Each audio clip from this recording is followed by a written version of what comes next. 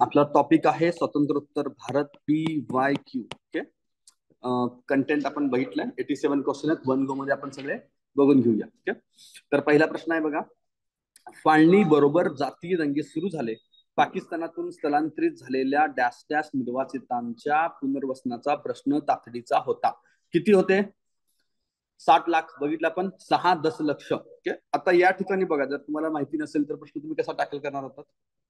Options मध्ये closeness कुठे आहे? 5, 6, 7 आहे. एक खूप लांबचं आहे, एकला सोडून द्या. 5, 6, 7 सिक्वेन्स लावा. सेकंड रँकला कोण येतं? 6. पोचते आपण उत्तरापर्यंत. असेंडिंग ऑर्डर आणि सेकंड प्रेफरन्स आपण ज्याच्या आधी पण बघितलेलं आहे. ओके.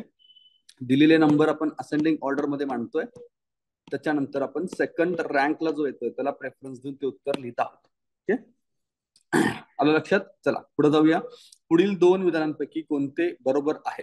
भारत जेव्हा ऑगस्ट 47 मध्ये स्वतंत्र झाला त्याच्या समोर मोठी संकटे होती. कोणती संकट होती बघा. ए नंबरचा आहे, फाळणीमुळे पाकिस्तानातून भारतात आलेल्या 80 लाख आश्रयितांकरता निवास व उदरनिर्वाहाचा साधन शोधणे. 80 लाख आहे. किती आहे? 60 लाख आहे. चुकला पहिला, खाली या. दुसरे मोठे संकट होते की भारतातील स्वतंत्र राज्य जवळपास 50 एवढ्या, 50 म्हणजे 500 कर, ओके, 500 एवढ्या संख्येत जी महाराजा व नवाबाच्या अधिपत्याखाली होती त्यांना भारतात विलीन होण्यास राजी करणे. ओके. होतं खालचं चॅलेंज. 500हून अधिक राज्य होते तिथं 50 ठिकाणी फक्त 500 करा. त्यामुळे काय होतंय? केवळ विधान अ करा तिकडे. केवळ विधान अ अयोग्य आहे. ओके. तुमच्या इथे बरोबर आले? प्रिंट मध्ये बरोबर वाटतं, तर पीडीएफ मध्ये गडबड. ओके. चल, केवळ विधान अ अयोग्य लिहा. ओके. त्याच्यानंतर पुढचा प्रश्न आपला आहे 3 नंबरचा प्रश्न. पुढील दोन विधानांपैकी कोणते विधान अयोग्य आहे? ओके. फाळणीनंतर भारतातील बऱ्याच तागाच्या व कपड्यांच्या सुताच्या गिरण्या बंद कराव्या लागल्या कारण ताग व कापूस पिकविणारे मोठे क्षेत्र पाकिस्तानात गेले होते. बरोबर आहे पहिलं स्टेटमेंट. ओके. पुढचं, अन्नधान्याची चणचण भारतात भासू लागली. गहू व तांदूळ पिकवणारे मोठे क्षेत्र पाकिस्तानात गेले होते. ओके. दोन्ही सुद्धा स्टेटमेंट बरोबर आहेत. त्याने आपल्याला अयोग्य विचारलं त्यामुळं एकही नाही याचं उत्तर आहे. ओके. पुढचा चौथा प्रश्न बघा. पुढील 4 विधानांपैकी कोणते विधान चुकीचे आहे? चुकीचे विचारलेलं आहे. स्वातंत्र्यानंतर लगेचच पाकिस्तानामधून आक्रमक काश्मीरमध्ये घुसले. पहिलं स्टेटमेंट बरोबर आहे. दुसरं बघा, जम्मू काश्मीरच्या लोकांनी त्यांना मदत केली. आपण पाहिलंय मदत केली होती का? नाही. ओके. त्यामुळे उत्तर काय असलं पाहिजे आपलं? 2 नंबरचं चुकीचं विचारलं असल्यामुळे. ओके. त्याच्यानंतर 5वा प्रश्न, बाउंड्री कमिशन अवॉर्ड संदर्भात पुढील पैकी कोणती वाक्य बरोबर आहेत? बाउंड्री कमिशन अवॉर्डचा अहवाल 12 ऑगस्ट 47 लाच तयार होता. ओके. कधी तयार होता, काय होता हे मला माहिती असण्याची काही गरज नाही. आता PYQ आले तर नेक्स्ट टाइम आपण तयार असलं पाहिजे. बट जर आम्हाला माहिती नसेल तर हे स्टेटमेंट असंच ठेवा. पुढचं स्टेटमेंट बघा. माउंट बॅटनने तो स्वतंत्र दिवसानंतर जाहीर करण्याचे ठरवले कारण ब्रिटिशांवरती त्याची जबाबदारी पडणार होती. ओके. दुसरं स्टेटमेंट आणि पहिलं स्टेटमेंट मध्ये रिलेशन आहे असं वाटतं का? दोन्हीमध्ये कनेक्शन आहे असं वाटतंय. बरोबर आहे. त्यांना काय करत होतं? नंतर जाहीर करू 15 ऑगस्ट नंतर, जेणेकरून ती आमची जबाबदारी असणार नाही. दोन्ही स्टेटमेंट मध्ये कनेक्शन आहे असं दिसत असल्यामुळे मी दोन्ही स्टेटमेंट बरोबर करतो. ओके. त्यामुळे ए आणि बी 3 ला लिहा. ए आणि बी बरोबर आहे. ओके. ए आणि बी बरोबर. 4 नंबरचं आणि 6 बरोबर नाही, याला काही अर्थ नाही. ओके. तो 4 नंबरचा ऑप्शन काढून टाका. तिथं काहीतरी वेगळं लिहा, डी वगैरे. मी समोर बसून टाईप करून घेतले होते. ओके. एनिवेज, पुढचा 6वा प्रश्न बघा. 1947 मध्ये जवाहरलाल नेहरू म्हणाले पहिले काम प्रथम केले पाहिजे आणि ते पहिले काम म्हणजे कोणते? कुठलं काम होतं? निर्वासितांचे पुनर्वसन, संस्थानांचे विलिनीकरण, प्रशासकीय व्यवस्थेची पुनर्रचना आणि भारतात सुस्थिरता आणि सुरक्षितता. कुठला आहे? हे दोनदा बघितलं आपण, दोनदा आपल्या नोट्स मध्ये आलेला आहे. पहिला प्रश्न 47 ला नेहरूंच्या समोर कुठला होता? सुरक्षितता आणि सुव्यवस्था, सुस्थिरता. ओके. पुढचा प्रश्न, फाळणीपूर्वी भारताची जमीन जेवढी होती त्यातील जमीन फाळणीनंतर भारताच्या वाटेला किती आली असा प्रश्न आहे. ओके. तर 75, 77, 79 आणि 81. तुम्ही काय करणार इथे? आपला असेंडिंग ऑर्डर मांडा. माहिती नसेल तर असेंडिंग ऑर्डर मध्ये काय ऑर्डर येईल आपली? 75, 77, 79 आणि 81. आपण काय लिहितो, सेकंड रँक वाला जो आहे त्याला प्रेफरन्स देतो आणि आपलं उत्तर आहे 77%. ओके, माहिती नसलेल्या प्रश्नाला असंच जायचं आहे. पुढचा प्रश्न, 14 जणांच्या पहिल्या नेहरू मंत्रिमंडळात 5 जण काँग्रेसचे नव्हते, ते कोण आपल्याला ओळखायचं आहे. पाहिलं आपण सगळ्यांची लिस्ट बघितली होती. Okay, doctor B.R. आंबेडकर होते ना, कुठलं मंत्रिमंडळ होतं, लॉ मिनिस्ट्री. श्यामाप्रसाद मुखर्जी कुठलं होतं, उद्योग. जॉन मथाई कोणतं होतं, जॉन मथाई आर्थिक. ओके, सुरुवातीला कोणतं होतं बघा, 52 त्यांच्याकडे आर्थिक होतं पहिल्या मंत्रिमंडळामध्ये. नेहरूंचं पहिलं मंत्रिमंडळ त्यांना 47 की 52 म्हणायचं, that we don't know. But John Mathai finance होतं एवढं माहिती. पण अजून एक मंत्रिमंडळ त्यांच्याकडे आदल्या मंत्रिमंडळामध्ये होतं, ते फक्त तुम्ही याच्यामध्ये चेक करा, तुम्हाला लक्ष्मीकांत मध्ये भेटेल. ओके, त्यानंतर C.H. बाबा आणि षण्मुख शेट्टी. ओके, हे सगळेजण होते.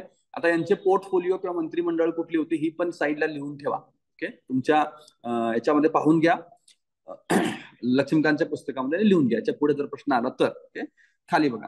आता तुम्ही बघा, या प्रश्नाचं उत्तर आपल्याला सापडलंय, पण सिमिलरिटी तो कसं ठेवतो बघा. खालचं ऑप्शन काय, B.R. आंबेडकर, राधाकांत मुखर्जी. श्यामाप्रसाद मुखर्जीला त्याला राधाकांत मुखर्जी सापडते, म्हणजे तो ऑप्शन मध्ये सिमिलरिटी ठेवतो. ते तुम्हाला मला सांगायचं होतं फक्त. ठीक आहे, त्याच्यानंतर पुढच्या प्रश्नाकडे आपण येऊया, 9 नंबरला. पुढील 2 विधानांपैकी कोणते विधान योग्य नाही म्हणलेलं. ओके, स्वतंत्र भारताचे प्रथम सरकार जवाहरलाल नेहरू यांच्या नेतृत्वाखाली होते. सर्व मंत्री काँग्रेसचे सदस्य होते. होते का, आत्ताच बघितलं वरच्या प्रश्नामध्ये 5 सदस्य बाहेरचे होते, त्यामुळे माझं पहिलं स्टेटमेंट चुकीचं ठरत आहे.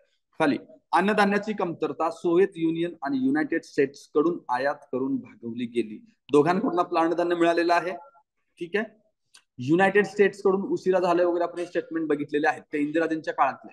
सुरुवातीच्या काळात त्यांनी PL 480 त्यांनी आपल्याला अन्नधान्य दिलेलं आहे. तर त्यामुळं USSR आपल्याला काही डाऊट नाही, फक्त डाऊट USAचा येईल. ओके, तर त्यांनी पण दिलं हेही लक्षात घ्या. त्यामुळे ब स्टेटमेंट माझं बरोबर आहे, ए स्टेटमेंट चुकीचं आहे, योग्य कुठलं नाही असं विचारलं, त्यामुळे उत्तर आहे केवळ ए. ओके, पुढचा प्रश्न, भारताने गोवा व इतर पोर्तुगीज वसाहतींवरती लष्करी कारवाईस का नकार दिला. भारताने लष्करी कारवाई करायला नकार दिला, का दिलाय माहिती नसेल तर बघा, कॉमन सेन्स पण उत्तर आलं पाहिजे. ऑप्शन काय, या वसाहती लहान होत्या व भारताच्या प्रतिष्ठेला धक्का देणाऱ्या नव्हत्या. असं काय होतं का, लहान असो का छोटा असो त्या काय प्रश्न नव्हता. पहिलं स्टेटमेंट गेलं. पुढचं, त्या प्रदेशातील जनतेच्या सहकार्याबद्दल साशंकता होती. असं अजिबात नाही, सगळीकडे आपल्याला समर्थन मिळत होतं. ओके, 3 नंबरचं, सर्व देशांशी शांततेच्या मार्गाने प्रश्न सोडवायचे होते असे भारताचे धोरण होते. 3 आणि चौथा, पोर्तुगालच्या नाटो मित्र देशांची भीती भारतास वाटत होती. जरी वाटत असली असते तरी आपण ते लिहिणार आहे का, 4 नंबरच्या स्टेटमेंटला लिहिण्याचं काही गरज नाही. ओके, मग काय आपलं उत्तर आहे 3. ओके, पुढं, पुढील 2 विधानांपैकी कोणते विधान योग्य आहे. ओके, स्वातंत्र्यानंतर भारताचे एकीकरण मोठे कठीण होते. गोवा पोर्तुगालचा भाग आहे, याला फ्रान्सने खंबीर दुजोरा दिला आणि मदतीला मनुष्यबळ आणि यंत्रसामुग्रीही पाठवली. गोव्याला कोणी सपोर्ट केलं होतं, पोर्तुगालला कोणी सपोर्ट केलं होतं, अमेरिकेने सपोर्ट केलं होतं. हे फ्रान्स त्यांनी देऊन तिथे चूक केलेली आहे. फ्रान्सने तिथे काय पाहिजे, अमेरिका. आपण हे पाहिलंय आपल्या नोट्स मध्ये स्टेटमेंट आहे ते. ओके, आणि त्यामुळे पहिलं चुकलं. दुसरं बघा, पोर्तुगीजांनी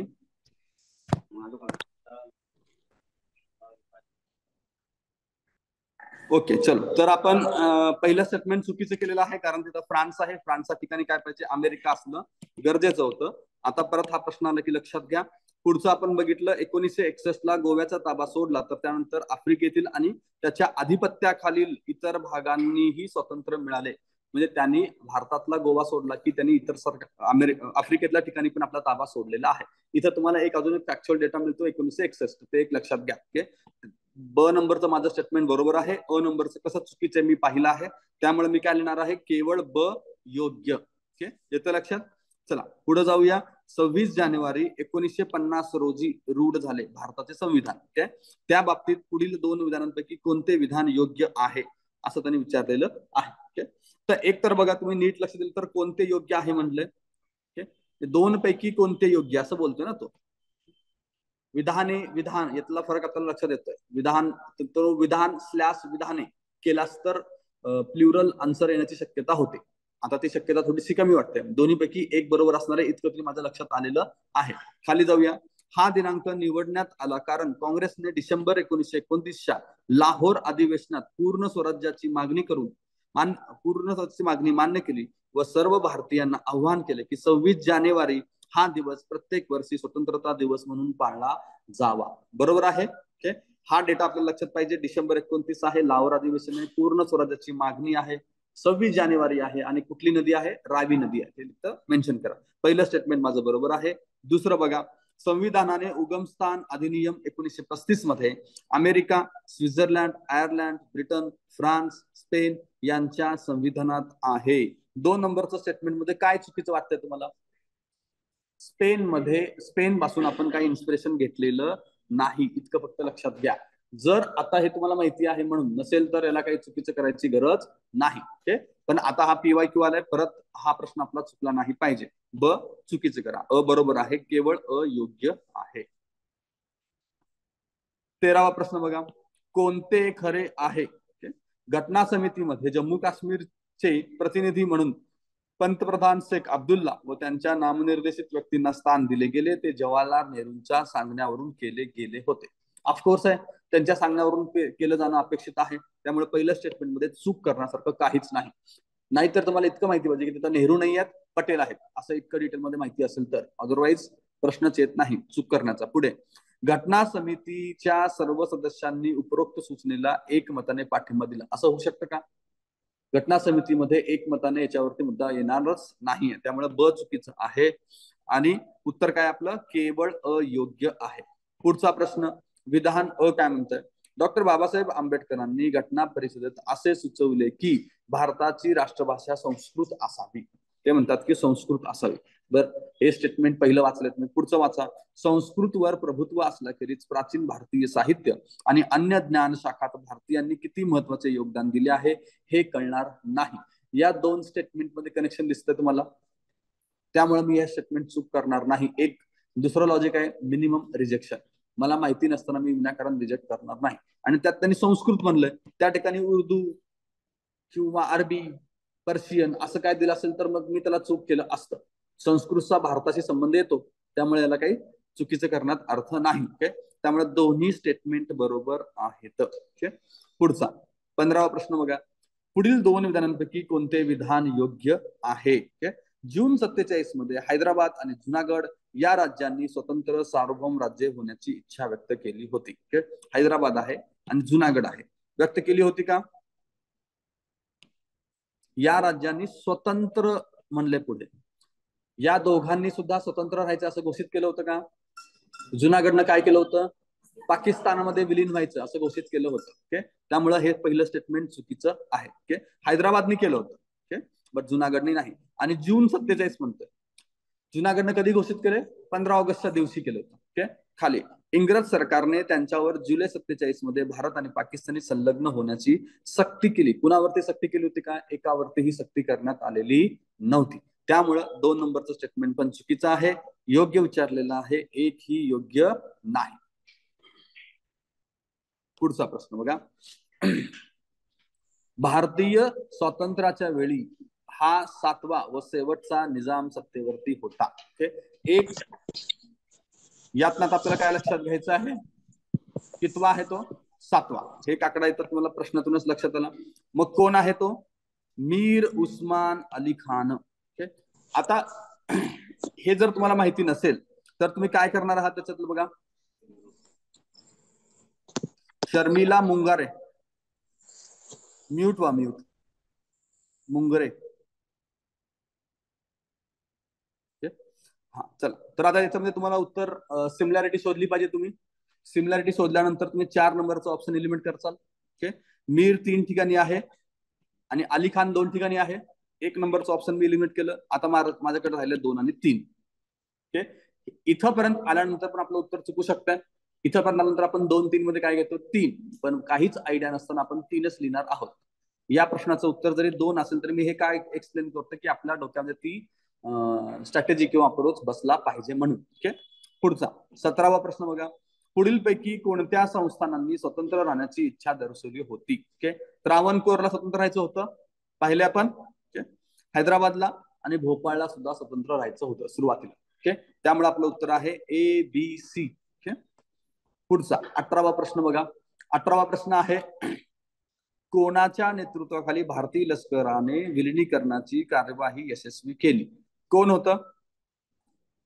lieutenant general Rajendra Singh, lieutenant general Nanda, lieutenant general Thorat आणि lieutenant general Thapa Singh. Okay, आता याच्यामध्ये आपल्याला माहिती आहे राजेंद्र सिंग ते त्यांनी केलेलं होतं. ओके, कुठल्या कारवाईबद्दल चाललेलं आहे?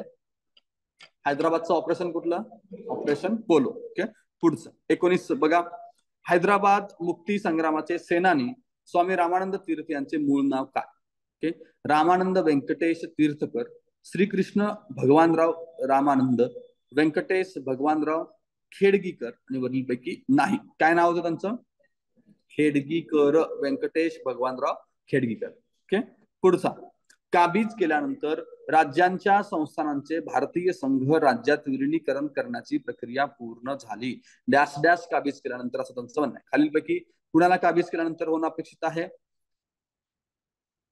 काश्मीर, जुनागड, सातारा. सगळ्यात शेवटी आपण कुणाला घेतलंय? हैदराबाद. ऑप्शन मध्ये हैदराबाद दिसतोय का? नाही. सिक्वेन्स तुम्हाला माहिती आहे ना, तिघांबद्दल आपण फाईट केलं होतं. तिघ जण कोण होते? हैदराबाद, काश्मीर आणि जुनागड. याच्यात पहिल्यांदा कोण आलं? काश्मीर नंतर कोण आहे? जुनागड. जुनागड नंतर कोण आहे? हैदराबाद. हे तिन्हीचं सिक्वेन्स तुम्हाला माहिती असलं पाहिजे. हैदराबाद सगळ्यात शेवटी आहे. हैदराबादला घेतल्यानंतर विलिनीकरणाचं काम पूर्ण झालेलं आहे. त्यामुळे याच्यामध्ये आपण काय लिहिलं पाहिजे? उत्तर हैदराबाद नसल्यामुळं वरील पैकी नाही. ओके, त्यांचे वर्ष सुद्धा लक्षात घ्या. या तिघांना कधी आपण सामील करून घेतलंय. आपल्या नोट्स मध्ये सिक्वेन्स पण आपण एका ठिकाणी लिहिलंय आणि वर्ष पण लिहिलेलं आहे, महिन्यासकट लिहिलंय. ते आपल्याला लक्षात असलं पाहिजे. पुढचा आपला 21वा प्रश्न बघा. रक्त सांडून आणि अतिशय कष्टाने साध्य केलेले संघराज्य नष्ट करणारा एकाकी भूभाग भारत कदापि मान्य करणार नाही, असे सरदार वल्लभभाई कोणाला म्हणतात? ओके, जम्मू काश्मीरच्या राजकर्त्याला, जुनागडच्या राजकर्त्याला, हैदराबादच्या राजकर्त्याला आणि साताराच्या राजकर्त्याला. पहिलं तर तुम्ही साताराचा काही संबंध येत नाही, ते काढलं पाहिजे. ओके, जम्मू काश्मीर, जुनागड आणि हैदराबाद. ओके, याच्यामध्ये वरच्या दोघांनी तर सामिलीकरणावरती सही केलेली आहे, राहतात फक्त हैदराबाद. ओके, जुनागडला तर आपण आपलं सैन्य पाठवूनच त्याला सामील करून घेतलेलं आहे. ओके, त्यामुळे याचं उत्तर हैदराबाद असलं पाहिजे. पुढं 22. आणि हे स्टेटमेंट आपल्या नोट्स मध्ये सुद्धा आहे. म्हणजे तुम्हाला एकंदरीत लक्षात येतं का प्रश्न कुठून येतात? बिपिन चंद्र मधून विचारले जात आहेत. ओके, खालीलपैकी कोणते विधान चुकीचे आहे ते ओळखायला सांगितलेलं आहे. ऑगस्ट 47 ते सप्टेंबर 48 दरम्यान साम्यवादी पक्षांनी निजाम विरोधी चळवळीत भाग घेतला होता. बरोबर आहे, घेतला होता. वर्ष गडबड नका करू, पण हैदराबाद मुक्ती संग्राममध्ये साम्यवादी होते इतकं मला माहिती आहे. त्या वर्षावरती काही डाऊट घ्यायची गरज नाही. 47 किंवा महिन्यावरती आपल्याला वर्ष थोडंफार माहिती आहे कुठल्या काळात झालेलं आहे. तिथं फक्त त्यांनी 47-57 केलं असतं तर गडबड झाली असते. ओके, पण त्यांनी ती गडबड केली नाही. याच्यावरनं हेही लक्षात घ्या की तो कुठं चुकवतोय. त्याला इथं चुकवता आलं असतं. ऑगस्ट आणि सप्टेंबरच्या मध्ये तो काही डिसेंबर पण टाकू शकला असता एका ठिकाणी. ओके, पुढचा प्रश्न. त्यांनी शेतकऱ्यांचे गनिमी काव्याने लढण्याचे पथक तयार केले आणि रजाकारांवरती हल्ला केला. हे स्टेटमेंट सुद्धा बरोबर आहे. त्यांनी भारतीय लष्कराला पूर्ण पाठिंबा दिला होता का? पूर्ण पाठिंबा. नंतर त्यांनी त्यांचं युद्ध लष्कराविरोधातच सुरू केलेलं होतं. त्यामुळे 3 नंबरचं स्टेटमेंट आहे की जे चुकीचं आहे.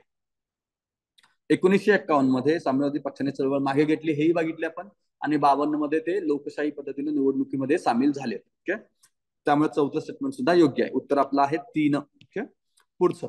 सर्फ ए खास म्हणजे काय? ओके, ऑप्शन बघा. हैदराबादच्या निजामाच्या मालकीच्या जमिनी, हैदराबादच्या निजामाच्या कुटुंबियांना असणारी पदवी, निजामाचे सल्लागार मंडळ, निजामाच्या राजवाड्याचा भाग. का लिहिलं असतं तुम्ही? जमीन का लिहिलं असतं तुम्ही? आता आपल्या नोट्स मध्ये हे लिहिलेलं आहे, दॅट इज ओके. बट तुम्हाला माहिती नसलं असतं जमीन का लिहिलं असतं?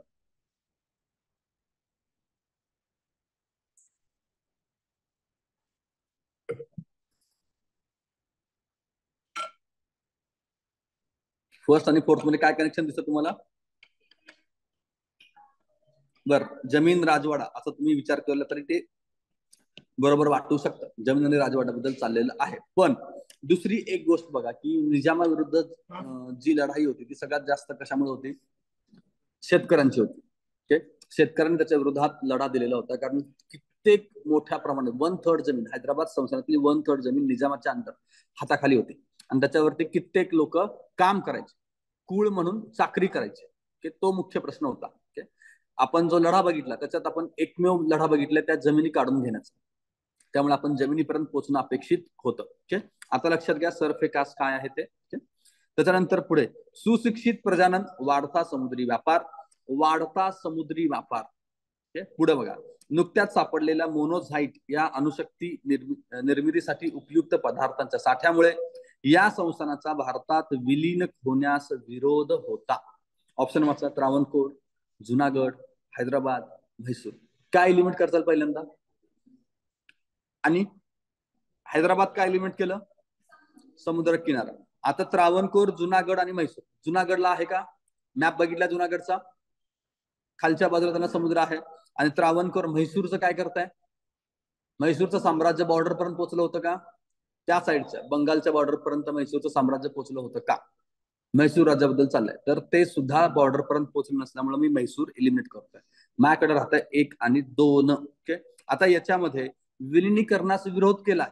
मला जुनागड बद्दल माहिती, त्याने विरोध केला होता. कारण काय होतं? त्याला जायचं होतं पाकिस्तानमध्ये. त्या माहितीच्या आधारावर तुम्ही जुनागड पण एलिमिनेट करेल. ओके. आणि त्रावणकोर पर्यंत पोहोचणार आहे. जे हे डिस्कस काय करतोय, जरी आपल्या नोट्समध्ये असलं तरी मी परत परत त्या गोष्टी डिस्कस करतोय, कारण याच्या बाहेरचे पण प्रश्न येणार आहेत तुम्हाला. त्यावेळेस उत्तरापर्यंत कसं पोहोचायचं हे महत्वाचं आहे. ओके. आता नेक्स्ट टाइम तर तुम्हाला त्रावणकोर बद्दल प्रश्न विचारण्यात आला तर त्या मोनोझाईटच्या ठिकाणी तो वेगळं काहीतरी टाकू शकतो. तो मोनोझाईटच्या ठिकाणी आता सध्याचं न्यूक्लिअर एलिमेंट टाकू शकतो, प्लॅटिनियम टाकेल, प्लुटोनियम टाकेल, किंवा तुमचं अजून कुठलं असतं युरोनियम टाकेल, असं काहीतरी टाकेल. तर तेव्हा तेवढं फक्त लक्षात आलं पाहिजे की तो मोनोझाईट होता, युरोनियम किंवा प्लुटोनियम नाही. ओके. पुढचा प्रश्न, 15 ऑगस्ट 1947 पूर्वी खालील संस्थानिक सोडून बाकी सर्व संस्थानिक भारताच्या सामिलीकरणावरती किंवा सामिलीनाम्यावरती सह्या केल्या होत्या. जुनागड, हैदराबाद, काश्मीर. पहिलंच उत्तर आहे आपलं. ओके. झाशीचा काय संबंध आहे का? एलिमिनेट करा.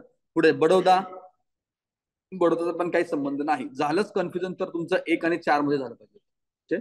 भोपाळ जे की नंतर सामील झालेलं आहे, पण जास्त योग्य आहे 1 नंबरचं. पुढचा प्रश्न बघा 26. लोकसभेत पारित झालेल्या 24व्या घटना दुरुस्तीचा प्रस्ताव राज्यसभेत 2 मतांनी पराभूत झाला. किती मतांनी झाला होता? 1 मतांनी पराभूत झाला. आपण पाहिलंय नोट्स मध्ये, आपण मेन्शन पण करून ठेवलेलं आहे की एकच मत कमी पडलं होतं. त्याच्यामुळे काय झालं, मग अध्यादेश काढण्यात आला होता. ओके. आता नेक्स्ट टाइम तो गडबड करून काय करेल, लोकसभेच्या ठिकाणी राज्यसभा, राज्यसभेच्या ठिकाणी लोकसभा. त्यामुळे तेवढं फक्त आपल्याला फोकस ठेवायचं आहे. कुठं पारित झालं होतं आणि कुठं पारित नाही झालं. कुठं नाही झालंय? राज्यसभेत पारित झालेलं नव्हतं, तेही एकच मताने. ओके. पहिलं स्टेटमेंट चुकीचं आहे. पुढचं स्टेटमेंट काय बघा, ही दुरुस्ती भारताच्या पूर्वीच्या राज्यांच्या खाजगी बिदागी आणि सवलती बंद करण्याबाबतचे होते. हे बरोबर आहे. ओके. त्यामुळे ब नंबरचं स्टेटमेंट बरोबर आहे. अचूक, ब बरोबर, योग्य विचारले, केवळ ब उत्तर आहे. पुढचा प्रश्न, पुढीलपैकी कोणती व्यक्ती 53 ऑगस्ट मध्ये जवाहरलाल नेहरूंनी नियुक्त केलेल्या राज्य पुनर्रचना आयोगाची सदस्य नव्हती? ऑगस्ट 53 आता आपल्याला माहिती असलं पाहिजे, प्रश्नात येऊन गेला असल्यामुळं. न्यायमूर्ती फजल अली, न्यायमूर्ती S.K. दार, K.M. पन्नीकर आणि हृदयनाथ कुंजरू कोण नव्हते? S.K. दार. त्यांचं स्वतःचं वेगळं एक आपली समिती होती. 28. 53 मध्ये राज्य पुनर्रचना आयोगाचे अध्यक्ष म्हणून कोणाची नियुक्ती करण्यात आली होती? कोण होते? फजल अली. पुढचा प्रश्न, JVP कमिटीने 48 मध्ये कोणती शिफारस केली होती? भाषावर प्रांत रचना करावी, भाषावर प्रांत रचना सध्या तरी करू नये, हिंदी ही राष्ट्रभाषा असावी, इंग्रजी ही 67 पर्यंत राजभाषा असावी. आता माहिती आहे आपल्याला उत्तर काय आहे. आधी इलिमिनेट कुठले स्टेटमेंट करसाल तुम्ही? 3 आणि 4, 2, 1 आणि 2 मध्ये सिमिलॅरिटी आहे. तर त्यांनी काय शिफारस केली होती? सध्या तरी करू नये, तूर्त आपण टाळलं पाहिजे. उत्तर आहे आपलं 2. ओके. पुढे, भारत प्रजासत्ताक झाल्यानंतर भाषेच्या आधारावरती राज्यांची निर्मिती करण्यास सर्वत्र आंदोलने झाली. सर्वप्रथम सर्वात डॅश डॅश तीव्र आंदोलने मात्र केली गेली. कन्नड बोलणाऱ्या लोकांनी, तेलुगू बोलणाऱ्या लोकांनी, मल्याळम बोलणाऱ्या आणि मराठी बोलणाऱ्या. पहिल्यांदा कुठं आंदोलन झालंय? आंध्र प्रदेशमध्ये. तर काय उत्तर आहे आपलं? तेलुगू बोलणाऱ्या लोकांनी. 31. 1956च्या राज्य पुनर्रचना कायद्यानुसार सर्वप्रथम भाषिक प्रदेश आंध्र प्रदेशला जोडण्यात आला. असं आहे ते. आंध्र प्रदेशला करा. कोणता भाषिक प्रदेश आंध्र प्रदेशला जोडण्यात आला? ऑप्शन आहे कन्नड, मराठी, तमिळ आणि वरीलपैकी नाही. काय उत्तर अपेक्षित होतं? तेलुगू भाषिक प्रदेश आंध्र प्रदेशला जोडण्यात आला असं ते असायला हवं होतं. ओके, त्यामुळे उत्तर क्रमांक आहे 4. ओके, 32 बघा. सन 56 मध्ये भाषेच्या निकषावरती भारतातील राज्ये पुनर्गठित केली गेली. आपण दक्षिणेवरती हिंदी लादली नाही व क्षेत्रीय भाषांना विकसित होण्यास मुभा दिली, परंतु पाकिस्तानने पूर्व पाकिस्तानवरती उर्दू लादली. बरोबर आहे. दुसरं, श्रीलंकेने उत्तर श्रीलंकेवरती सिंहली लादली. तिसरं, जवाहरलाल नेहरू व सरदार पटेल यांना अशी भीती होती की भाषावर राज्यांची पुनर्रचना भारताच्या ऐक्याला धोका निर्माण करू शकते. तिन्ही स्टेटमेंट मला बरोबर वाटतात. ओके, श्रीलंकेमध्ये सिंहली लादली जाऊ शकते इतका मला अंदाज आहे. ओके, आणि पाकिस्तानवरती उर्दू लादली जाऊ शकते. इथं फक्त लक्षात ठेवायचं की वरती सिंहली आणि खाली उर्दू आले की तेवढा कॉमन सेन्स आपल्याला लक्षात येऊ शकतो. ओके, त्यामुळे त्यांनी अयोग्य विचारले, कोणतेही नाही. ओके, पुढचा 33. 15 नोव्हेंबर 1955 रोजी राज्य पुनर्रचना आयोगाच्या शिफारशींवरती संसदेमध्ये चर्चा झाली. यावेळी एक संसद सदस्याने इशारा दिला होता की मुंबई या राजधानीसह संयुक्त महाराष्ट्र याशिवाय काहीही मान्य होणार नाही. ते कोण होते? सखा पाटील असतील का? नाही. ओके, 2 नंबरला कोण आहेत? सी डी देशमुख, न व्ही गाडगीळ, शंकरराव देव. याच्यातलं काय उत्तर लिहाल तुम्ही? सी डी देशमुख लिहाल का गाडगीळ लिहाल? त्यांनी राजीनामा दिला ते तुमचं एक लॉजिक असू शकतं. अजून दुसरं काय लिहाल? हे तिघ सुद्धा लोकसभेत असतील, मला इतकं तरी माहिती आहे. तिघ सुद्धा त्यावेळेस असणार आहेत. ओके, सी डी देशमुखांच्या बाबतीत ते सरकारमध्ये होते खुद्द. ओके, त्यांनी तेवढा तो नाराज होऊन त्यांनी राजीनामा दिले होते हे आपल्याला मान्य. ओके, सरकारच्या विरोधात त्याचं स्टेटमेंट चालल्याचं दिसतंय, ते त्यांचं तो मान्य नाही असं कळतं. एक, त्याच्या आधारावरती मी देशमुखांना का वगळतो? देशमुख मंत्रिमंडळात होते म्हणून वगळतो, बाकीचं काही नाही. आणि दुसरं पण आपलं लॉजिक काय, 2, 3, 4 राहिलं असं आपण सगळ्यात जास्त प्रेफरन्स कुठल्या नंबरला देतो? 3 नंबरला. ओके, आता गाडगीळ हे आपल्या स्टेट बोर्डाच्या पुस्तकात पण आहे. हे 11वीचं स्टेट बोर्ड पण वाचा, त्याच्यामध्ये पण तुम्हाला संयुक्त महाराष्ट्र चळवळ एक आहे ती वाचून घ्या. आपण चर्चा केली नाही त्याच्यावरती, पण तुम्ही तो एक टॉपिक वाचून घेणार आहात, संयुक्त महाराष्ट्र चळवळीचा. पुढचा 34वा बघा. 1960च्या शेवटी ते निर्माण झाले आहे. त्याचे मुख्यमंत्री कोण होते? Doctor Parmar, YS Parmar. Okay, तिसरं स्टेटमेंट आहे, त्यांनी त्यांच्या राज्यात शिक्षणाच्या प्रसाराला महत्व दिले. चौथं स्टेटमेंट आहे, भारताच्या इतर कोणत्याही भागापेक्षा तेथील शिक्षक विद्यार्थी यांचे गुणोत्तर अधिक आहे. ते कोणत्या राज्याबद्दल विचारलं गेलं आहे? खाली स्टेटमेंट वाचा. हरियाणा, आसाम, हिमाचल प्रदेश, मेघालय. काय एलिमेंट करू मी? हरियाणा मी आधी एलिमेंट करणार ना. का बरं? शिक्षण. शिक्षण हा प्रश्न दिल्यामुळे मी हरियाणा काढलाय. नंतर बघा, आसाम, हिमाचल प्रदेश आणि मेघालय याच्यामध्ये मी काय घेऊ? इथं तुम्हाला एकतर दिसते की 2-2 जोडे आहेत. हरियाणा, हिमाचल प्रदेश, आसाम, मेघालय अशा 2 जोड्या आहेत. ओके, या दोन्हीपैकी तुम्ही जोडी 1 आणि 3 घेतलात तर 3 ला उत्तर मी लिहीन, 2 आणि 4 लिहिलं तर मी 2 लिहीन. 2-4 मध्ये आपण काय लिहितो? 2. मी आसाम लिहित नाही, कारण आसामची काय शिक्षणातली प्रगती माझ्या कुठे वाचण्यात आलेली नाही सुद्धा. आणि वरती पारमार आसामचा मुख्यमंत्री असेल का? हा, त्यानंतर पण तुम्ही राजपूत आहे तेवढं लक्षात आलं तर तरी सुद्धा तुम्ही हरियाणा किंवा हिमाचल मध्ये कन्फ्युजन असायला पाहिजे. 2 आणि 4 तुम्ही एलिमिनेट केलं पाहिजे. येते का लक्षात? तुम्हाला प्रश्नामध्ये 2 हिंट, एक शिक्षणातली प्रगती, दुसरं पारमार हे आडनाव. त्या दोन्ही वर्ण तुम्ही 2 आणि 4 एलिमिनेट करू शकता. ओके, 1 आणि 3 राहतंय. 1 आणि 3 मध्ये हरियाणा मी एलिमिनेट करतोय कारण त्यांचा शिक्षणातली प्रगती नाहीये, आजही नाहीये. ओके, त्यामुळे आपण हिमाचल प्रदेश लिहिलं पाहिजे. ओके, पुढे, खालीलपैकी कोणते विधान अयोग्य आहे? भारत सरकारने भाषावर प्रांत रचनेचा विचार करण्यासाठी दार समिती नेमली होती ना. त्याच्या पुढे, महाराष्ट्र राज्य हे पहिले भाषिक राज्य आहे का? पहिले भाषिक कोण आहे? आंध्र प्रदेश. त्यामुळे आपलं उत्तर आहे 2. पुढचं स्टेटमेंट बघा. आंध्र प्रदेशचे पहिले भाषिक राज्य आहे. राज्य पुनर्रचना अधिनियम 56 हा कायदा भारत सरकारने पास केला आहे. बाकीची आपल्याला माहिती आहेतच. 36. खालीलपैकी कोणता राजकीय पक्ष संयुक्त महाराष्ट्र समितीत सहभागी झाला नाही? Hindu Mahasabha, scheduled caste federation, महाराष्ट्रातील राष्ट्रीय काँग्रेस पक्ष, जनसंघ. संयुक्त महाराष्ट्रामध्ये काँग्रेस समाविष्ट नव्हता, एवढं मला माहिती आहे. एक, त्याच्या आधारावरती पण मी 3 लिहिन. आणि दुसरं काय, सेल्फ एक्सप्लेन स्टेटमेंट सुद्धा ते आहे. इतकं स्पेसिफिकली त्यांनी दिले, महाराष्ट्रातील राष्ट्रीय काँग्रेस पक्ष. ओके, पुढचा 37 बघा. मुंबईसह महाराष्ट्र राज्याची निर्मिती होईस्तोवर कुणी काय म्हणाले होते ते पहा. ओके, तर याच्यामध्ये ए नंबरचं स्टेटमेंट आहे की मुंबई महाराष्ट्रापासून वेगळी होण्यास माझा शेवटच्या श्वासापर्यंत माझा विरोध राहील. एक स्टेटमेंट. दुसरं, महाराष्ट्राला मुंबई मिळणार नाही जोपर्यंत सूर्य चंद्र आकाशात चमकत राहतील. तिसरं, मुंबईचे नागरिक महाराष्ट्रात सहभागी होणार नाहीत जोपर्यंत काँग्रेस जिवंत आहे. आणि खाली 3 व्यक्ती दिलेत, शंकरराव देव, सखा पाटील, मोरारजी देसाई. ओके. तर मग आता पहिलं जे स्टेटमेंट आहे ते कुणी म्हटलं होतं? आता 3 नावांपैकी तेच म्हणतील की नाही? स्टेटमेंट काय आहे? मुंबई महाराष्ट्रापासून वेगळी होण्यास माझा शेवटच्या श्वासापर्यंत विरोध करेल. महाराष्ट्र निर्मितीच्या बाजूने खालीलपैकी एकटा व्यक्ती आहे. मोरारजी देसाई, सखा पाटील विरोधी आहेत. महाराष्ट्र निर्मितीच्या बाजूने एकमेव व्यक्ती आहे शंकरराव देव. आणि बी आणि सी स्टेटमेंट काय आहेत? निर्मितीच्या विरोधी स्टेटमेंट आहेत.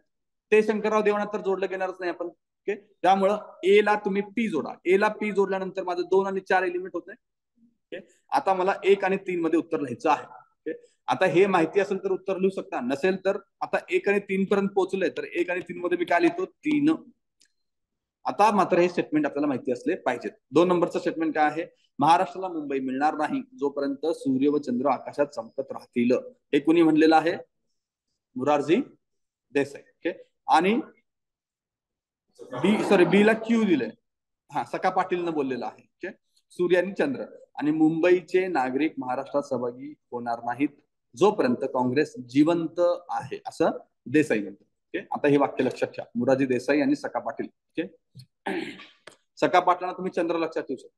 चंद्रमुखीचा चंद्र तुमच्या लक्षात राहू शकतो. त्यावर सखा पाटील लक्षात राहतील. ओके. पुढचं तुम्ही कसं लक्षात ठेवायचं ते बघा. पुढे 38वा प्रश्न बघा.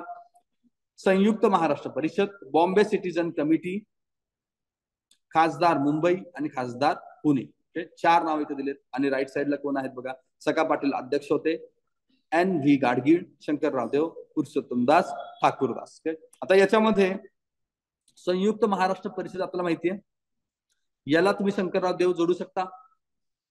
बाकीचं तर काय, बाकीचं जोडणारच नाही. डायरेक्टली तुम्ही उत्तरापर्यंत पोहोचता. 3, 4, 1 आणि 2. ओके. आणि त्यानंतर बघा, बॉम्बे सिटीजन कमिटीचे मुख्य कोण होते? पुरुषोत्तम दास, ठाकूरदास असणं अपेक्षित आहे. खासदार मुंबई कोण असणार आहेत? सखा पाटील असतील. आणि पुणेचे खासदार गाडगीळ असतील. पुणे खासदार तर तुम्ही जोडू शकता ना, गाडगीळ. त्याच्यावरून सुद्धा या उत्तरापर्यंत तुम्ही पोहोचू शकता. ओके. 39 बघा.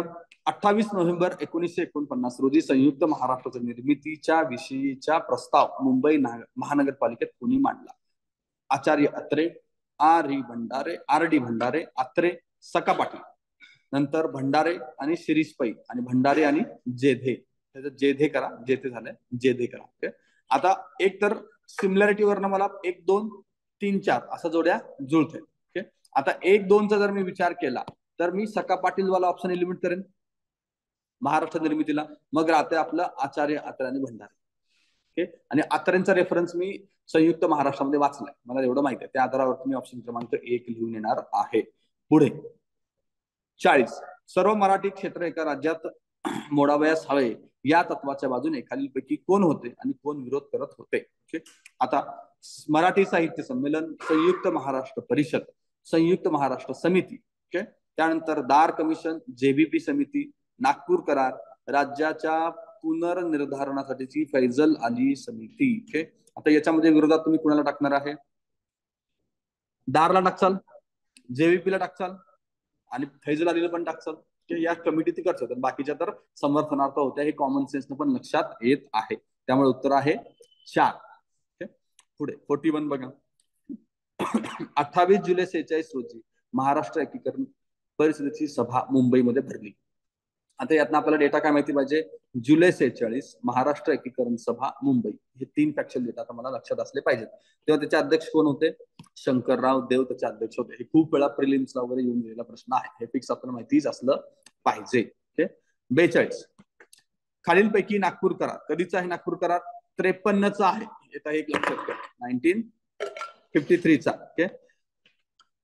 त्याच्यावरती सही नसणाऱ्या लोकांची आपल्याला जोडी ओळखायची आहे. पहिले आहेत रामराव देशमुख, यांची सही असायला पाहिजे ना. रामराव देशमुखांनी सुरुवातीपासून प्रयत्न सुरू केले होते. ओके. पुढे यशवंतराव चव्हाण, भाऊसाहेब हिरे, देवसिंग चव्हाण, लक्ष्मणराव भाटकर, धनंजय गाडगीळ आणि दा वी गोखले. याच्यामध्ये काय उत्तर तुम्ही लिहिचाल? उत्तर काय लिहिचाल आणि का लिहिचाल? उत्तर आहे 4. ठीक आहे, चला हे लिहिलं तुम्ही उत्तर. का लिहिचं?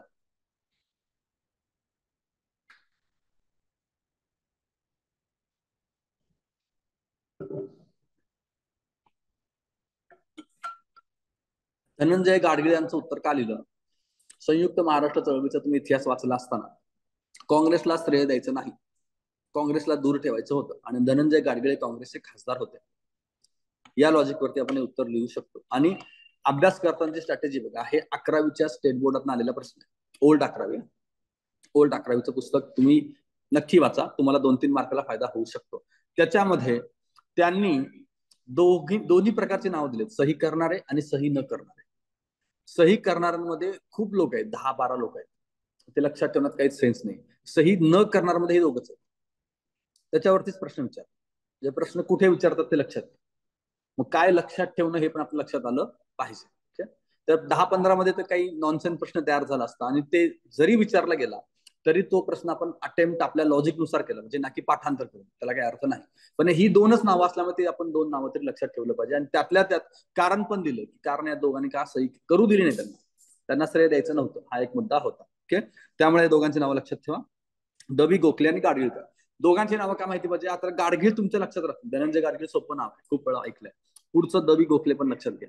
नेक्स्ट टाइम 2 ऑप्शन मध्ये गाडगीळ असेल आणि समोरचं नाव बदललेलं असेल, द.बी. गोखले बरोबर भाऊसाहेब हिरे पण असतील, तेव्हा आपली गडबड होऊ शकते.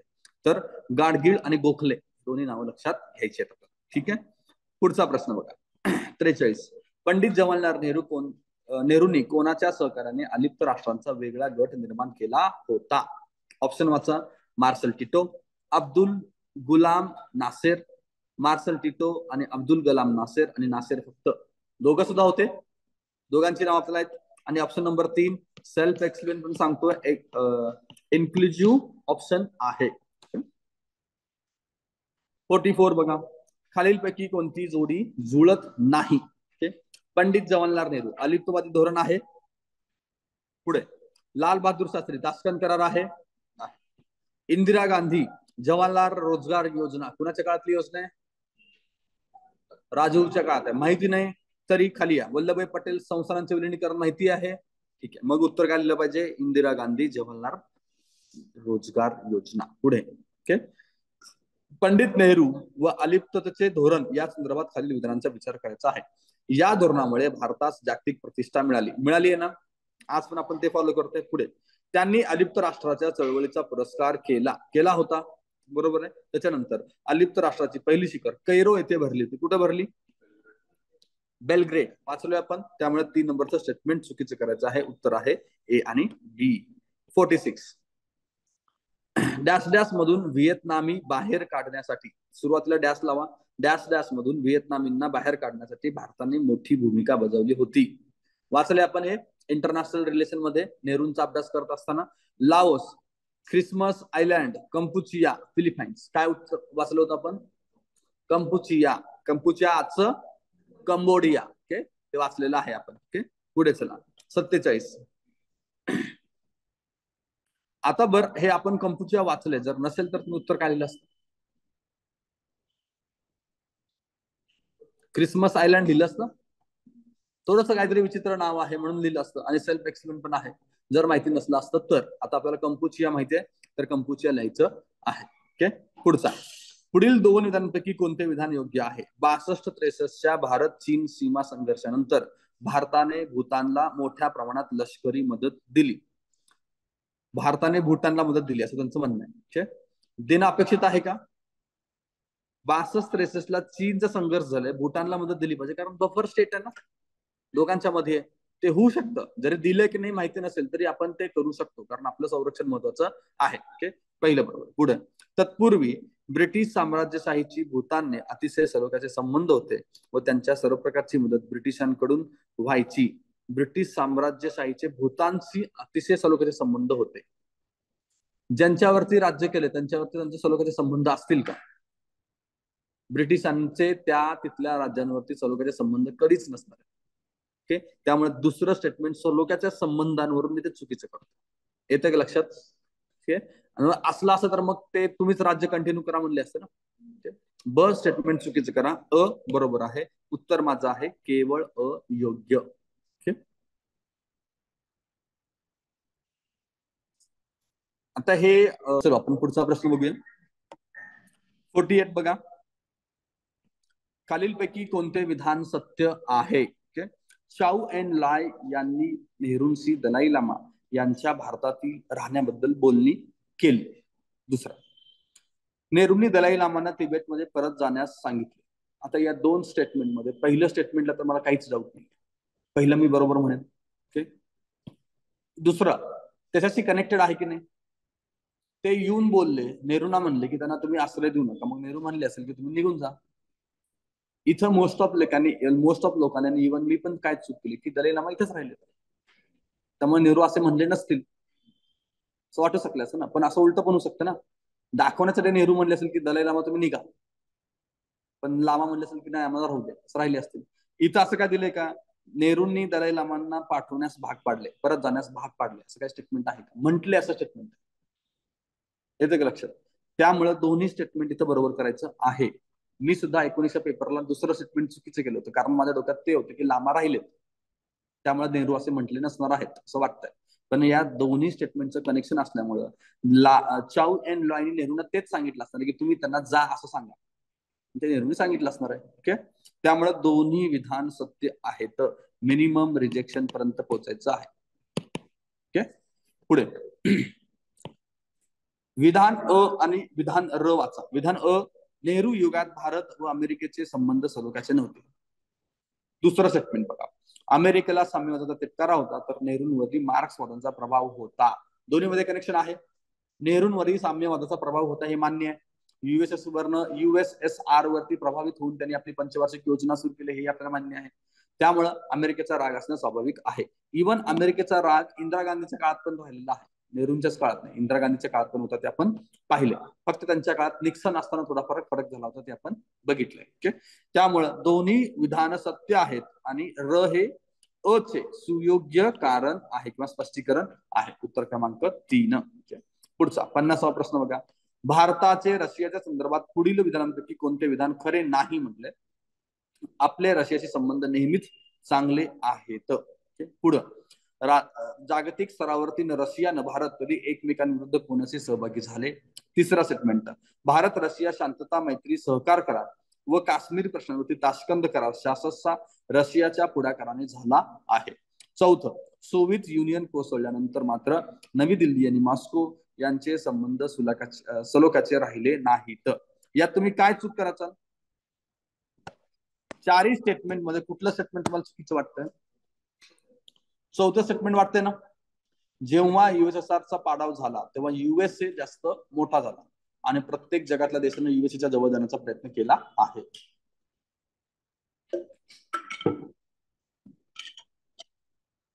त्यामुळे उत्तर क्रमांक 4 लिहायचं आहे.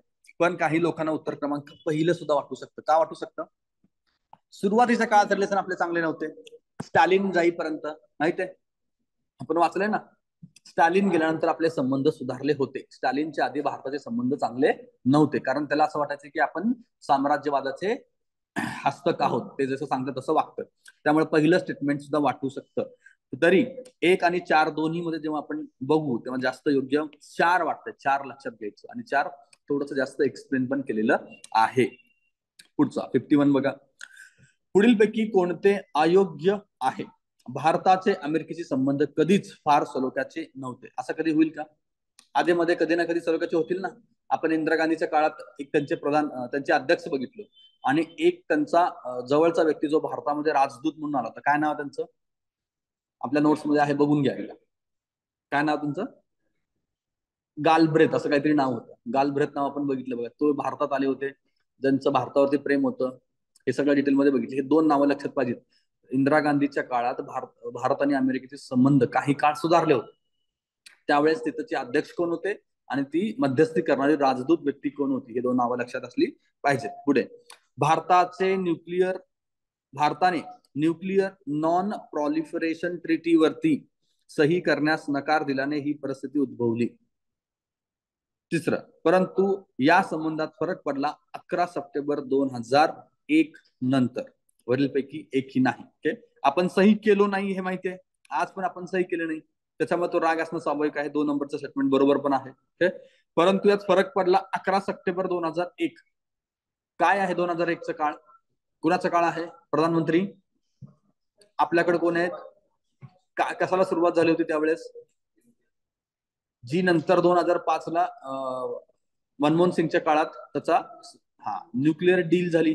मनमोहन सिंगाच्या काळात न्यूक्लिअर डील झाली. आपण त्यावेळेस वाजपेयींच्या काळात संबंध सुधारला सुरुवात केलेली होती. 3 नंबरचं स्टेटमेंट बरोबर आहे. त्यांनी अयोग्य शोधायला सांगितले. मी 4 लिहित नाही, त्यामुळे उत्तर क्रमांक 1 पर्यंत मी पोहोचत आहे. पुढचा 1953 मध्येचा मृत्यू झाल्यानंतर भारत सोव्हिएत युनियन 1953 मध्ये नंतर डॅश करा. 1953 मध्ये डॅश डॅशचा मृत्यू झाल्यानंतर भारत सोव्हिएत युनियन यांच्यातील मैत्रीच्या पर्वाला प्रारंभ झाला. लेनिन, झार पहिला अलेक्झांडर, ट्रॉस्की आणि स्टॅलिन. कोण आहे तो? स्टॅलिन. उत्तर क्रमांक आहे 4. पुढचा 53. मग आता या ठिकाणी वरच्या प्रश्नाला तुम्ही असं म्हणू शकता की sir option number 2 self explain. पण हा माझा डेटा आहे ना, वाचलंय मी स्टॅलिन. आणि अलेक्झांडरचा संबंध येईल का? तो कधीच असला पाहिजे. 53 ला आहे का तो?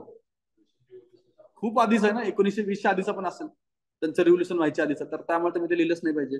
आणि तसंही दुसरं लेनिन स्टॅलिन हे 2 सिमिलरिटी आपल्याकडे. मग 1-4 मध्ये आपण 4 लिहितो, त्याच्या आधारावरती पण मी पोहोचू शकतो. आणि सगळ्यात महत्वाचं माझा डेटा आहे, जो माझा बेसिक डेटा आहे, तो मी अजिबात चुकवणार नाही. जे आपल्या नोट्स मध्ये आहे त्याच्यातलं एक पण चुकलं नाही पाहिजे. ओके. पुढे भारताच्या नियोजनबद्ध आर्थिक आधुनिकरणात 3 पोलाद उत्पादन कारखान्याचा समावेश होता, ज्याची पाया उभारणी जर्मनी, सोव्हिएत रशिया, ग्रेट ब्रिटनच्या सहकार्याने झाली. त्यापैकी कोणत्या कारखान्याला निकिता खुश्रव यांनी भेट दिली होती? रशियन अध्यक्ष. ओके. ऑप्शन वाचा. भिलाई, रुरकेला, दुर्गापूर, बोकारो. यातले 2 पहिले कुठले ऑप्शन एलिमिनेट करतात? दुर्गापूर आणि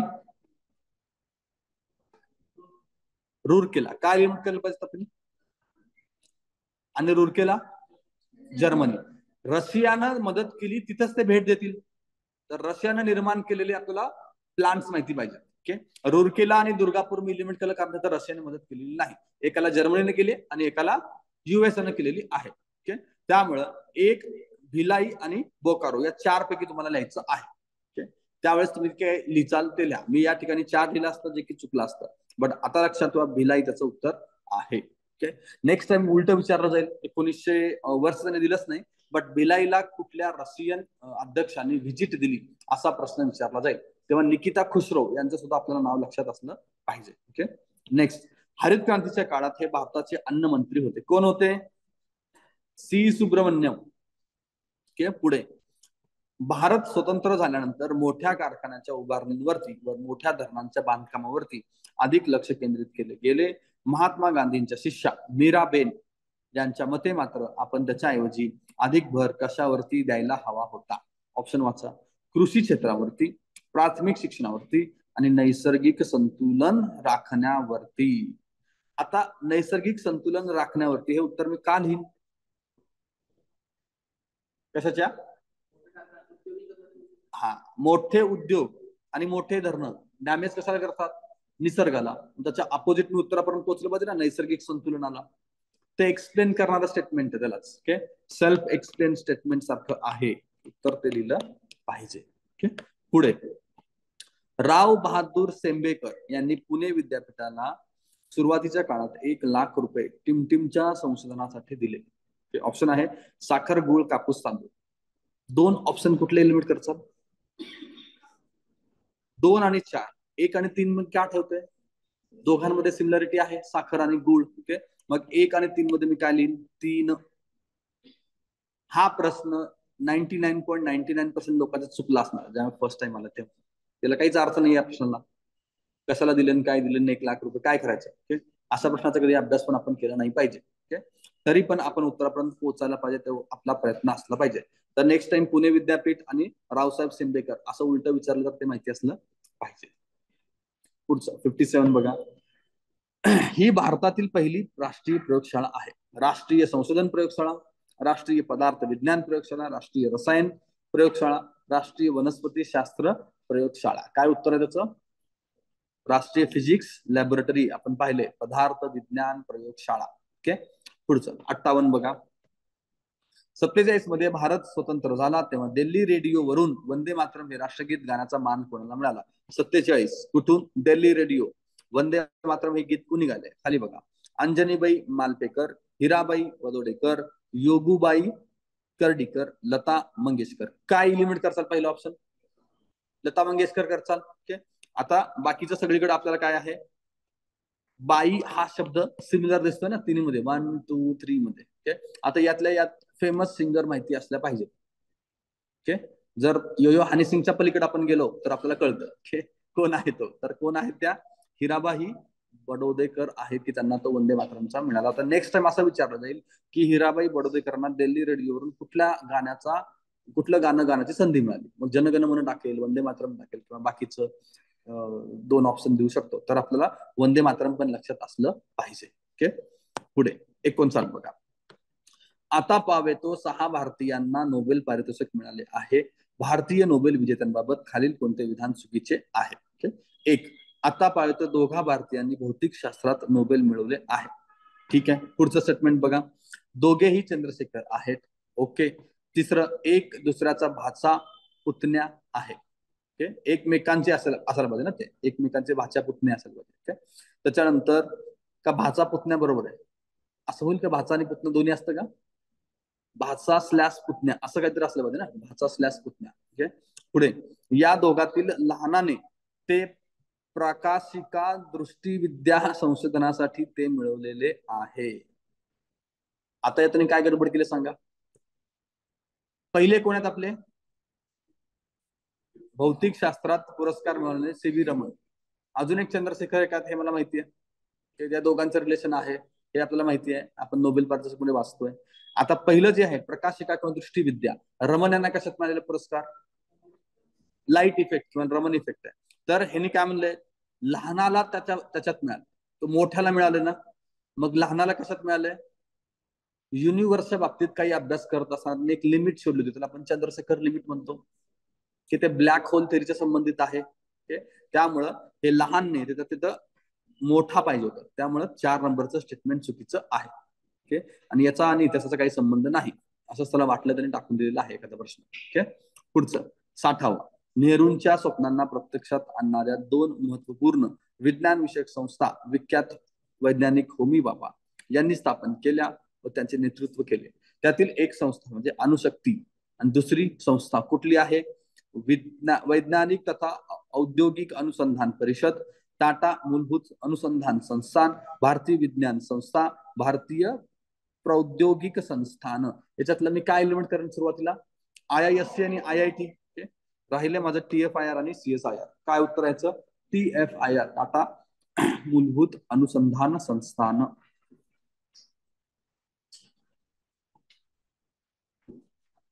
जर मी परकीय सत्तेची सेवा चांगली करीत होतो तर माझ्या देशाची किती चांगली सेवा करू शकेल असे एक मोठे ICS अधिकारी म्हणाले. ते अधिकारी कोण आहेत?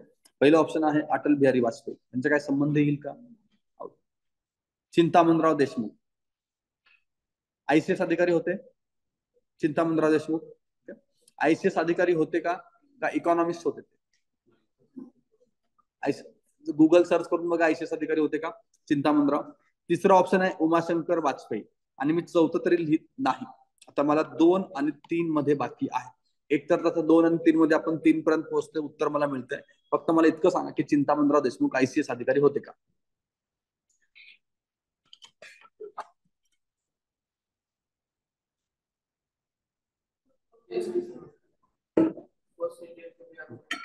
ठीक आहे. म्हणजे दिलेल्या 2 ऑप्शन मध्ये दोघं सुद्धा ICS अधिकारी आहेत.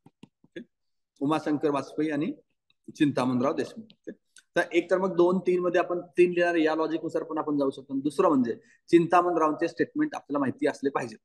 जर असं त्यांनी काय केलं असतं, उलट आपल्याला ते जास्त माहिती असलं असतं ना, मराठी व्यक्ती आहे म्हणून. ओके.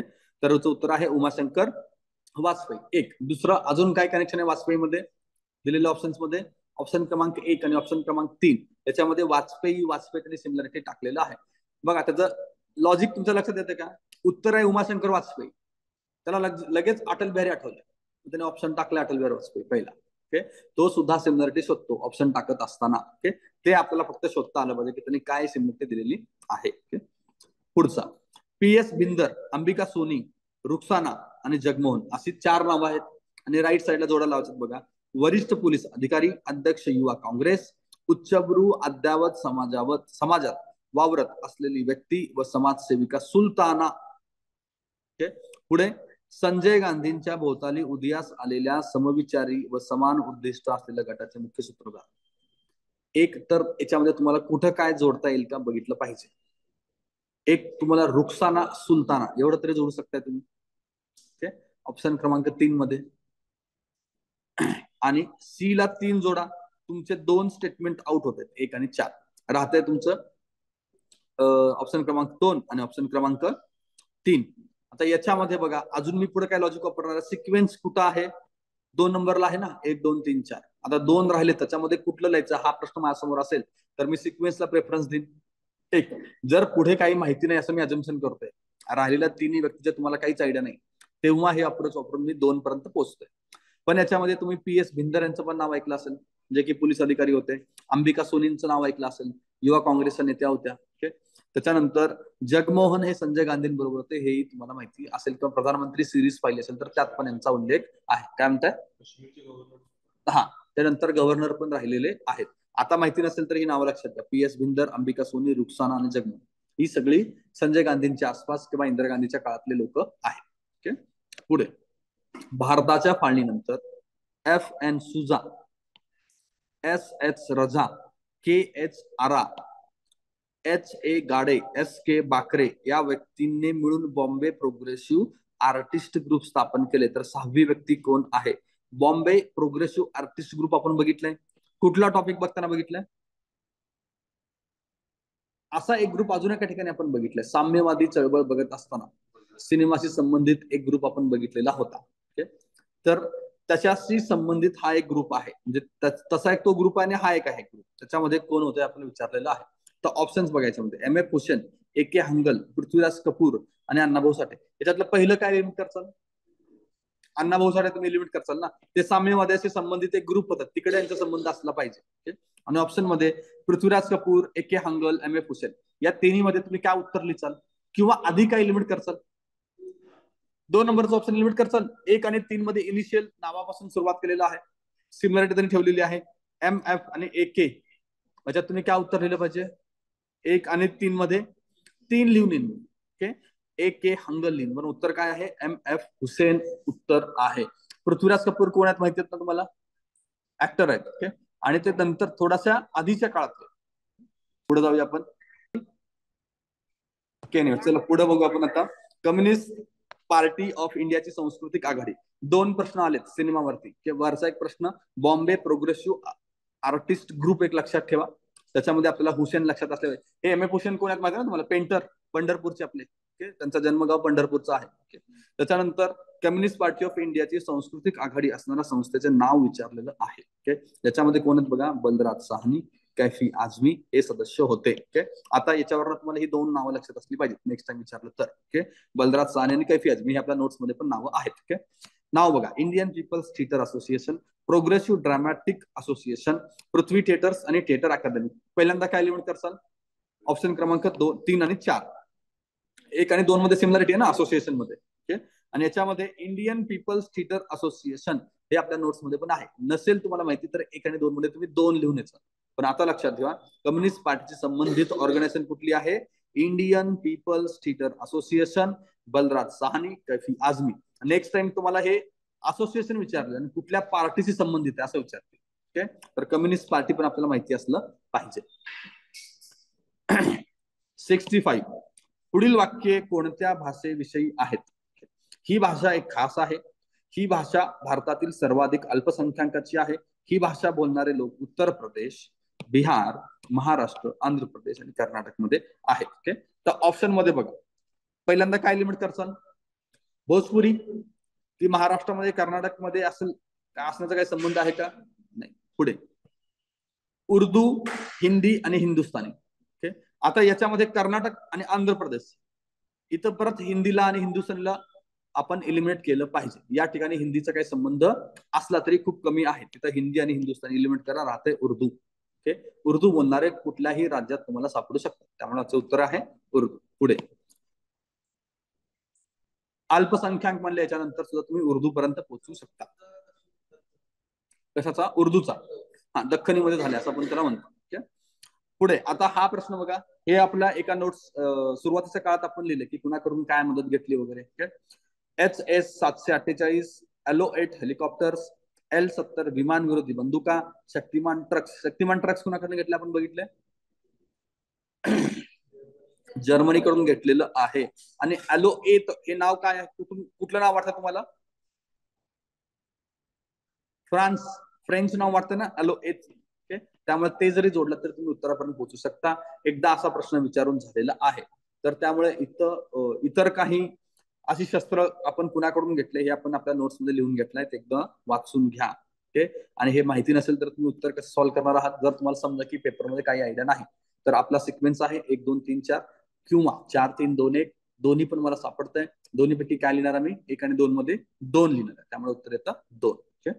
पुढे 67 बघा. ओके. खालील विधाने विचारात घ्या. 15 ऑगस्ट 1969 रोजी इंडियन स्पेस रिसर्च ऑर्गनायझेशनची निर्मिती झाली. बरोबर आहे. पुढचा स्टेटमेंट आहे, भारतीय अवकाश संशोधन संस्थेचे मुख्य कार्यालय बेंगलोरला आहे. तिसरं, 1975 साली भारताने अवकाश युगात यशस्वीरित्या पदार्पण केले. वरीलपैकी कोणते विधान बरोबर आहे? तिसरा स्टेटमेंटला विनाकारण काय डाऊट घ्यायची गरज नाही. आणि का टाकल्याचं 75ला काय केलं आपण? आर्यभट्ट. ओके. त्यामुळे ABC उत्तराचं लिहायचं आहे. त्याच्यानंतर 68, जेव्हा त्या पंतप्रधानमंत्री होत्या त्यावेळी त्यांच्या बाबत म्हटले जायचे की भारतीय राजनीतीमध्ये त्या केवळ एकट्या पुरुष आहेत. त्यांच्या पित्याच्या कालावधीत 17 वर्ष एवढा मोठा होता कालावधी. तर त्यांनी जवळपास किती वर्ष राज्य केलं आहे? किती केलं आहे? जवळपास केलं मला इतकं माहित आहे, किंवा इतकं तरी माहिती आहे 3 टर्म होत्या. 15 इकडेच झाले. मग 16 उत्तर तुम्हाला आपोआपच आलं पाहिजे. ओके. बाकीचे तरी ऑप्शन एलिमिनेट होतीलच. ओके. पुढे आता 16 फिक्स लक्षात ठेवा. नेक्स्ट टाइम 15 जरी आलं तरी आपण कन्फ्युज नाही झालं पाहिजे. 16 वर्ष त्यांनी केलेलं आहे. 16 डिसेंबर 71 रोजी दुपारी 4:30 वाजता पाकिस्तानने आपली शस्त्रे खाली ठेवली. त्यावेळी भारत आणि पाकिस्तानचे लष्करी अधिकारी कोण होते? मानेकशॉ आणि नियाझी, अरोरा आणि अयूब खान, अरोरा आणि नियाझी, अयूब खान आणि मानेकशॉ. कोण होते? जगजित सिंग, अरोरा आणि अयूब. याचं उत्तर ऍक्च्युली नियाझी असायला पाहिजे का? ऑफिसर कोण देते? इकडं अरोरा होते, जगजित सिंग अरोरा. तिकडे नियाझी होते वाटतं. ओके. उत्तर ह्याचं 3 करा, 2 नाही. उत्तर क्रमांक 3 आहे. सरेंडर करताना कोण होतं ते बघा. सरेंडर करत असताना इकडं एक अरोरा होतं एवढं नक्की आहे. त्यामुळे 2 आणि 3 मध्ये उत्तर आहे. 1 4 एलिमेंट होतं, पण समोर अयूब खान नव्हते. हा, आधीच्या युद्धामध्ये अयूब खान होते. याचं उत्तर लिहा 2 नाही तर 3 आहे. ओके. अरोरा आणि नियाझी आपल्या नोट्स मध्ये आहेत, एकदा बघून घ्या. त्यांचं नाव काय? असं खाली वर झालं का ते? बरोबर, ठीक आहे. मग 3 उत्तर आपलं बरोबर आहे. अरोरा आणि नियाझी. पुढीलपैकी कोणत्या नेत्याने 6 नेशन 5 कॉन्टिनेंट इनिशिएटिव्हची स्थापना केली? हे पाहिले आपण. कुणी केलं आहे? इंदिरा गांधींनी. आणि तसंही बघा, तुम्हाला माहिती नसेल तर मी 3 4 एलिमेंट करेन. 1 2 मध्ये सिमिलरिटी आहे, 1 2 मध्ये मी 2 लिहितो. ओके. त्याच्यानंतर 71 वरच्याच उत्तर 2 आहे. त्यांनी नंबरिंग खालीवर केलं बघा. नंबरिंग खालीवर झालं तेवढं लक्षात घ्या. 3 वर झालंय आणि 2 खाली झालंय. 1966 मध्ये इंदिरा गांधी पंतप्रधान झाल्या तेव्हा संयुक्त आणि पाश्चिमात्य देशांची संबंध सुधारण्याची त्यांना गरज वाटली. त्यांना असे वाटण्याचे कारण काय होतं? इंदिरांना त्यावेळेस वाटलं होतं 66ला की आपण रिलेशन सुधारावं. त्याची कारण देत होता. संयुक्त संस्थानाच्या चीनच्या दहशतवादीची चांगलीच कल्पना होती. संयुक्त संस्थानांना त्याची चांगली कल्पना होती. एक. दुसरं, जर चीनने पुन्हा हल्ला केला तर संयुक्त संस्थानांनी मदत करण्याचे आश्वासन दिले होते. तिसरं, अतिवृष्टीमुळे अन्नाची खूप कमतरता भासत होती. आणि चौथा आहे 62-65 या 2 युद्धाचा एकत्रित परिणामामुळे आर्थिक स्थिती गंभीर होती आणि मदतीची आवश्यकता होती. आता चौथं म्हणजे डी, ए आणि बी योग्य आहे. सी मध्ये काय गडबड झाली आहे? अतिवृष्टी केली, त्यावेळेस उलट काय होतं? दुष्काळ होता. हा शब्द त्यांनी फक्त गडबड केलेला आहे. उत्तर आहे ए, बी आणि डी. 72 बघा. 1969 मध्ये काँग्रेसमध्ये फूट कोणत्या गोष्टीमुळे पडली? खालवलेली सामाजिक व आर्थिक स्थिती, US कडून मिळणारी मदत हवी कमी होऊन मदत कमी होऊन 1964-65 मध्ये ती मदत निम्म्यावरती आली होती. तिसरं, काँग्रेसमध्ये अंतर्गत राजकीय तणाव होता, मंत्र्यांचे न सोडवलेले प्रश्न होते. आता काँग्रेसमध्ये फूट का पडले याच्या उत्तरामध्ये आपण 1 आणि 2 हे घेऊ का? मी कदाचित ब घेणार नाही. हे ब काय म्हणतंय, युएस कडून मिळणारी मदत कमी झाली याचा आणि काँग्रेस पक्षाचा काय संबंध असं वाटू शकतं. ओके, पण क आणि ड तरी नक्की आहे. आणि अ सुद्धा का वाटतं, आर्थिक नीती काय असावी ह्याच्यावरनं पण मुद्दा होता ना, दोघांमध्ये वाद निर्माण होत होते. ओके, मग अ क ड तरी आहे, तसं मला ऑप्शन पण सापडतं, म्हणून मला ब ला घेऊन जावं लागतंय. त्यामुळे उत्तर मी लिहिते अ ब क ड. ओके, आणि तसंही काही गडबड झाली तर आपण मिनिमम रिजेक्शन वापरणार आहोतच. ओके, पुढचा प्रश्न, 74 मध्ये डॅश डॅश या राज्याच्या भ्रष्टाचाराच्या विरोधात विद्यार्थ्यांनी मोठ्या प्रमाणात चळवळ केली. परिणामी मुख्यमंत्र्यांना राजीनामा द्यावा लागला आणि त्या राज्यात राष्ट्रपती राजवट लागू झाली होती. कुठलं राज्य आपण बघितलंय? उत्तर प्रदेश. बरोबर, गुजरात. ओके, पुढे गुजरातमध्ये पहिल्यांदा झाल्यानंतर कुठं झालंय? बिहारमध्ये. आपण दोन्ही आंदोलनं पाहिलेली आहेत. त्याचा पुढचा, पुढीलपैकी कोणते विधान चूक की बरोबर ओळखा? जयप्रकाश नारायण कॅलिफोर्निया, आयोवा, विन्स्कॉन्सिन व ओहियो या विद्यापीठातून अध्ययन केले. मला काही घेणं देणं नाही याच्यामध्ये, फक्त पाकिस्तान मधलं कराची, इस्लामपूर असलं काही नाहीये ना, तेवढं बघायचं. ओके, बाकीचे सगळे बाहेरचे आहेत, मी त्याला योग्य म्हणेन. पुढे, जयप्रकाश नारायण विन्स्कॉन्सिन विद्यापीठात शिकत असताना समाजवादी विचाराकडे वळले. कुठं वळले वगैरे हेही मला काही घेणं देणं नाही. ओके, तर त्यामुळे हे पण बरोबर आहे. आता वरती समजा की हे 4 दिलेत, 4 विद्यापीठ, ते सोडून जर कुठला दिला असतं तर मी चुकीच केलं असतं ना. शिकलेत ते 4 मध्ये, म्हणजे 4 सोडून वेगळंच दिलं तर तिथे गडबड आहे, एवढं माझ्या लक्षात फक्त आलं पाहिजे. ओके, त्यामुळे दोन्ही विधानं बरोबर आहेत. 75 बघा. ओके, डॅश डॅशने संसदेतील बहुमताचा वापर करून 19 डिसेंबर 78 रोजी इंदिरा गांधींना संसदेतून निष्कासित केले आणि 1 आठवड्याची तुरुंगवास पण त्यांना दिला आहे. असं कोण केलंय? जनता पक्ष. क्लिअर कट उत्तर आहे त्याचं. ओके, आणि त्यात पण बघा, जनसंघ जनता पक्ष संघटनेचं टाकतो, जनसंघच जनता पक्षात तेव्हा होता. ओके, पुढे, जयप्रकाश नारायण यांच्या संपूर्ण क्रांतीची संकल्पना काय होते? 1, इंदिरा गांधी यांच्या नेतृत्वाला विरुद्ध चळवळ, असं काय असेल का? संपूर्ण क्रांतीचा उद्देश, पहिलं स्टेटमेंट. पुढचं, राजकीय पक्षांच्या विरोधात चळवळ करत जयप्रकाश नारायण यांचा पक्षविरहित सरकारवर विश्वास होता. 2 होते, पक्षविरहित सरकार आणि संपूर्ण क्रांती, असे 2 वेगळ्या गोष्टी होते ना, त्यामुळे 2 नंबरचं स्टेटमेंट पण एलिमेंट होतं. 3, पोलीस व लष्कर यांच्या अधिकाराच्या गैरवापराविरोधात संघर्ष करणे. आणि 4 आहे, लोकांना भ्रष्टाचाराकडे प्रवृत्त करणाऱ्या व्यवस्थेच्या विरुद्ध. संपूर्ण क्रांती कुठल्या तरी व्यवस्थेच्या विरुद्ध असते, इतकं तरी मला लक्षात येत आहे. वरचे तिन्ही ऑप्शन छोटी उद्दिष्ट सांगतात. ओके, 4थं ऑप्शन काय सांगतं? भ्रष्ट प्रवृत्तीच्या व्यवस्थेच्या विरोधात जायचं आहे, त्यामुळे 4 लिहायचं आहे आपल्याला. ओके, पुढे 77 कडे या. 1975च्या अंतर्गत आणीबाणीच्या काळात पुढीलपैकी कोणते नेते भूमिगत होते? ऑप्शन क्रमांक 1, अशोक मेहता, राजनारायण, नानाजी देशमुख, जॉर्ज फर्नांडिस, चंद्रशेखर, के.आर. मलकानी, मोरारजी देसाई, नानाजी देशमुख. याच्यातलं पहिल्यांदा कुठलं एलिमेंट करचाल? ऑप्शन क्रमांक 1, अशोक मेहता असतील का? नेहरूंच्या काळात बघितलं पण त्यांना. ओके, तर त्यामुळे अशोक मेहता तरी गेले. पुढे, नानाजी देशमुख, जॉर्ज फर्नांडिस. ओके, आणि नानाजी 2 ठिकाणी रिपीट झालेत का? 2 आणि 4 मध्ये काय म्हणताय? अशोक मेहता त्यावेळेस ऍक्टिव्ह होते का राजकारणात? त्यावेळेस ऍक्टिव्ह नव्हते. काय केलं होतं? हा, त्यांच्या काळातली अशोक मेहतांची कमिटी होती, हा तेही वाटू शकतं. पण त्या आंदोलनाच्या दरम्यान आपण त्यांचं नाव ऐकलं नाही, एवढं. जे बी कृपलानीचं नाव ऐकलं आणि जे पींचं नाव ऐकलंय. त्यावेळेचे साम्यवादी 2 जण फक्त आपल्याला दिसतात, जे बी कृपलानी आणि जे पी. ओके, आणि हा, त्यानुसार तरी आपण पहिलं ऑप्शन एलिमिनेट केलं तर 2 आणि 4 मध्ये मला नानाजी देशमुख सिमिलर सापडतात. आणि जॉर्ज फर्नांडिस असणार आहेत का? आंदोलनात मोठ्या लेवलला होते, आपल्याला माहिती आहे, ते असतील. मोरारजी देसाई का नसतील? त्यांना अरेस्ट करून आपण आत टाकलं होतं ना, तर ते भूमिगत नव्हते, त्यांना आपण अरेस्ट केलं होतं. त्यामुळे मी मोरारजी देसाईंना एलिमिनेट करतो. ओके, उत्तर आपलं काय असलं पाहिजे? सिमिलॅरिटीवरून किंवा ज्यांना तुरुंगात टाकलं याच्यावरून, या सगळ्या 2-3 लॉजिक वरून मी पोहोचतो की नानाजी देशमुख आणि जॉर्ज फर्नांडिस उत्तर असलं पाहिजे. पुढचं, 77 मध्ये झालेल्या निवडणुकीत डॅश डॅश जनता पक्षात सामील झाले होते. आता हा प्रश्न त्यांनी कॅन्सल केला बघा. पण बघा काँग्रेस एस, असं काय होतं का काँग्रेस एस वगैरे? काय होते? काँग्रेस ओ वाले. खाली भारतीय लोकदल होतं ना, जनसंघ पण होतं, म्हणजे बी नंबरचं तर होतच. लोकशाहीवादी पक्ष कुणाचा होता? जगजीवन राम यांचं आपण बघितलं ना, जगजीवन राम पण होते. आणि प्रजा समाजवादी पक्ष सुद्धा होते. आपल्या नोट्स मध्ये आपण एनसीआरटी आणि बिपिन चंद्र असे दोन्ही ऑप्शन बघितलेले आहेत.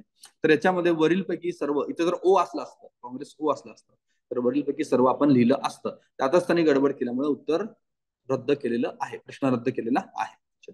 पुढचा प्रश्न, पुढील दोन विधानांपैकी कोणते विधान अयोग्य आहे?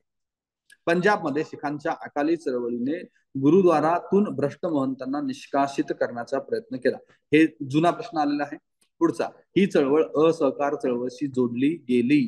दोन्ही सुद्धा स्टेटमेंट बरोबर आहेत. न अ न ब अयोग्य विचारला असल्यामुळे उत्तर क्रमांक आपलं 3.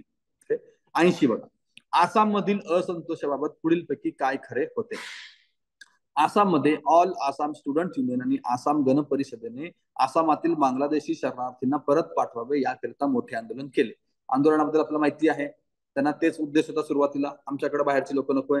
ऑल आसाम ट्रायबल युथ लीगने आसाममधील इतर आंदोलकांना विरोध करून शेती जमिनीची फेरवाटणी आदिवासीत केली जावी यासाठी आंदोलन केले.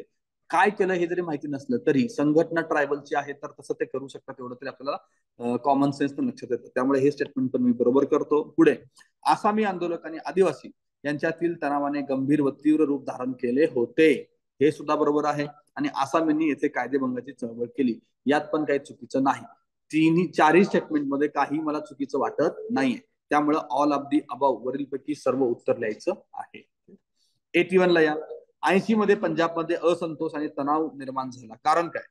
खलिस्तानची मागणी एक, दुसरं राबी बियासच्या पाण्यावरून राजस्थानची तंटा, तिसरं चंदीगडची मागणी, आणि चौथा आहे अकालींना केंद्रात वरच्या जागांची मागणी. चौथा पॉइंटला काही अर्थ नाही, ते वेगळा सुभा मागत होते ना, त्यामुळे केंद्रामध्ये त्यांना काही जागा असायच्या, जागा मागण्याचा प्रश्नच येत नाही. ड एलिमेंट करा, उत्तर आहे आपलं अ ब क. पुढे 82, 80 मध्ये पीपल्स वॉर ग्रुप स्थापन केले. 1980 मध्ये पीपल्स वॉर ग्रुप स्थापन झाला, हे डेटा लक्षात घ्या. पुढे, त्यांनी गनिमी पथके स्थापन केली. गनिमी पथकांना दलम म्हटले जात असत. ओके, आता खाली सारू मुजुमदारला एलिमिट करचाल, कानू सन्नाला एलिमिट करचाल, का करचाल? हे जुने आहेत ना. CPI-ML ची स्थापना त्यांनी केली आहे, ते 70च्या दशकात. आपण 80 मध्ये आलो, म्हणजे हे आधीचे लीडर आहेत, कानू सन्याल आणि चारू मुजुमदार. त्यामुळे 1 आणि 3 मी एलिमेंट करतोय. हे कुणाशी चाललेलं आहे? कम्युनिस्टांशी, नक्षलवादी चळवळीशी संबंधित आहे, इतकं मला माहिती आहे. पीपल्स वॉर ग्रुप हा कम्युनिस्टांना एकत्र आणणारा एक ग्रुप आहे, नक्षली ग्रुप आहे. आणि 80चं दशक आल्यामुळे मी 1 आणि 3 एलिमेंट करतोय.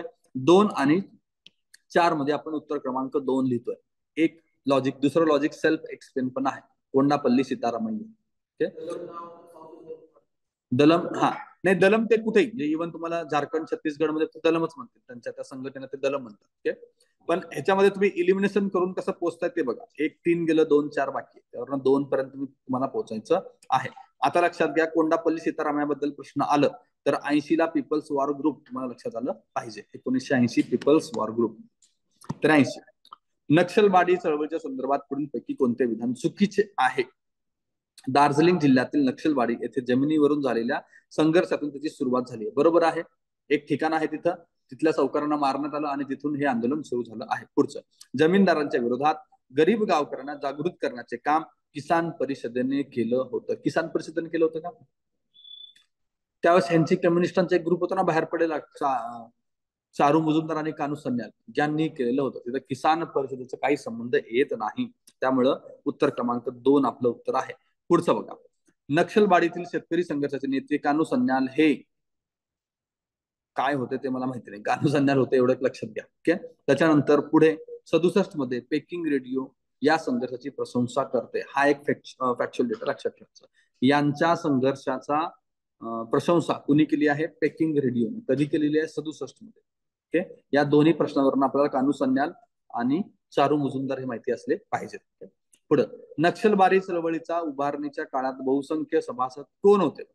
वाढत्या महागाईने ग्रासलेले बेकार. 2, उद्योगांना उत्तेजन न मिळाल्याने निराश झालेले कामगार. 3, नैसर्गिक आपत्तीच्या विळख्यात सापडलेले शेतकरी. आणि 4 आहे तत्कालीन राजकारणामुळे भडकलेले विद्यार्थी. कोण असलं पाहिजे? सीपीएम मधला जो वाद आहे, राजकारण आहे, त्याच्यामुळे ते भडकलेले विद्यार्थी आहेत. ऑप्शन क्रमांक 4 लिहायचं आहे. 83. मुंबईच्या टेलिफोन खात्यात नवे मशीन आल्याने 228 मुलींची नोकरी गेली. याची दखल घेत भांडवलशाही व्यवस्थेत भांडवलदार विज्ञानाचा वापर स्वतःच्या फायद्यासाठी करतात. नवी मशीन ही कामगार चळवळी पुढील मोठी समस्या आहे, असे सोशलिस्ट मध्ये कोण लिहिले? कुणाचा सोशलिस्ट?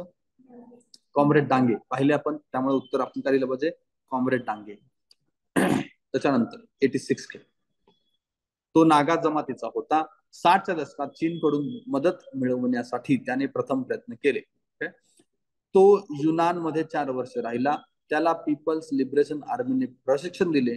चीनच्या कल्चर रिव्होल्युशन मध्ये अतिशय प्रभावित झाला होता. तर कोण आहे तो? खाली बघा.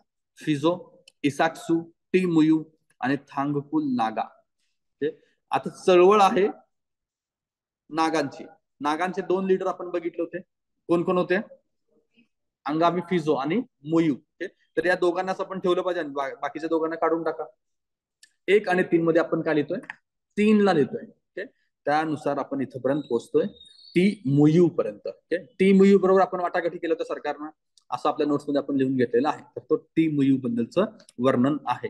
पुढे 87. चिपको या पर्यावरणवादी चळवळीमध्ये सहभाग व नेतृत्वासंदर्भात योग्य जोडी ओळखा. मृणाल गोरे व दुर्गा भागवत, चंडीप्रसाद भट्ट आणि गौरा देवी, मेधा पाटकर, अरुंधती रॉय, वरीलपैकी एकही नाही. काय उत्तर आहे? चंडीप्रसाद भट्ट आणि गौरा देवी. ठीक आहे. अशा प्रकारे 87 क्वेश्चन्स आपण कंप्लीट केलेले आहोत.